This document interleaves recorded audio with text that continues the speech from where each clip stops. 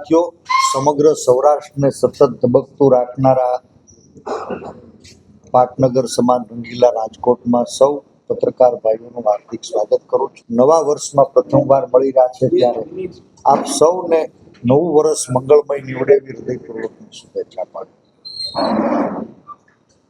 સાથીઓ, આપણને સૌને ગર્વ થાય આ દેશને આઝાદી અપાવનાર, સામાજિક બદીઓમાંથી મુક્ત કરવા માટે નેતૃત્વ લેનાર અને ગુજરાતને આઝાદી કાળથી દારૂબંધીની ભેટ આપનારા પૂજ્ય ગાંધી અને સરદારનો પ્રાંત એવું સૌરાષ્ટ્ર, રાજકોટના આંગણે આજ કહેતા દુઃખ થાય છે કે આઝાદીના આટલા વર્ષ પછી ભારતીય જનતા પાર્ટીના 1990 થી 2025 એટલે કે સતત 30-35 વર્ષના શાસનકાળ દરમિયાન ક્યાંય ને ક્યાંય ગુજરાતની નવી પેઢી એને નશાની ગર્તામાં ધકેલવાનો સતત પ્રયાસ થયો ને એનો ભોગ આજે ગુજરાતનું યુવાધન બન્યું છે.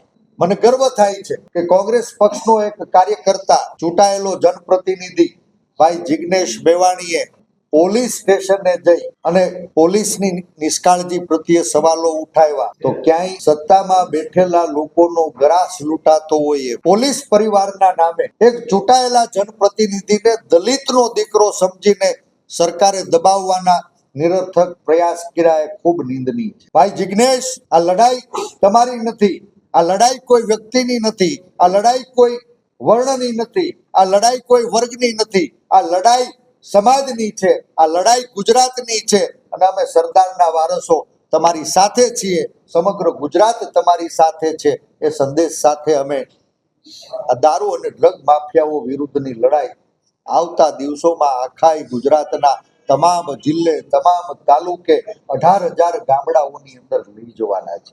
એક ઈમાનદાર પોલીસ અફસર સતીશ વર્મા હોય, ઈમાનદાર પોલીસ અફસર રજનીશ રાય હોય, ઈમાનદાર પોલીસ અફસર રાહુલ શર્મા હોય, એક ઈમાનદાર પોલીસ અફસર સંજીવ ભટ્ટ હોય. સાહેબ, આજે 20-20 વર્ષ પૂરા થવા આવશે.